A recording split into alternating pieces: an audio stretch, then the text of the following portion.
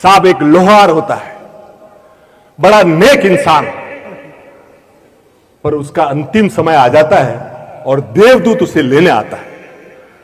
तो वो देवदूत को बोलता है, देवदूत बोलता है भैया तुम्हारा समय हो गया, चलो मेरे साथ। तो वो बोलता है कि यार मुझे चलने में कोई ऐतराज नहीं है, पर पूरे 40 किलोमीटर के एरिया में मेरे अलावा कोई लोहार, और ये फसलों का टाइम है, हमारे किसान भाइयों को औजार ये सब ठीक करने पड़ेंगे और मेरे अलावा कोई इधर। तो भगवान को पूछ के आ, मेरे को साल 2 साल का टाइम। भगवान के पास देवदूत जाता है कि वो बंदा टाइम मांग रहा है। भगवान ने बोला जो किसी और का हेल्प करे, को किसी और की सेवा करे, उसको तो टाइम। तो साल 1.5 साल का उसको।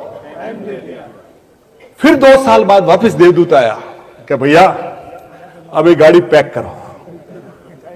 तो बोला कि यार मेरे को करना है, मेरे को साथ चलना है, पर जो मेरा पड़ोसी है ना वो बीमार है, उसके बच्चे छोटे छोटे हैं, उसकी बीवी भी बीमार रहती है, उसकी फसल उगी हुई है।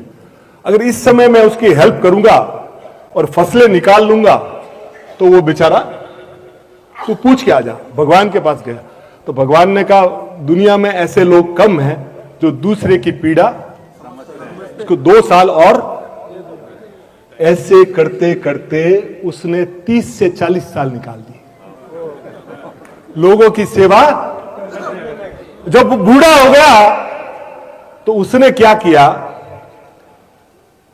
भगवान को फोन किया कि भगवान मुझे ले जाओ, अपना भी शरीर कोई काम का। तो वो देवदूत बोला कि साहब अब तो इंक्वायरी रिटर्न आ रही है, अपने को लेने आ रहा है। तो भगवान बोले कि ऐसे इंसान को लेने तो मैं खुद जाऊंगा।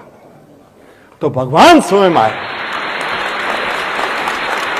भगवान सब जब यहां आए, भगवान ने बोला, तो ये बोला कि साहब मुझे स्वर्ग में ले चलो, मुझे बोले अभी भी तेरे को स्वर्ग की जरूरत है। बोले क्यों? कि तू 30-40 साल से जो कर रहा था ना वही स्वर्ग है। जो 30-40 साल से तू कर रहा था ना, हमारे स्वर्ग में भी देवता एक दूसरे की टांग खींचते हैं।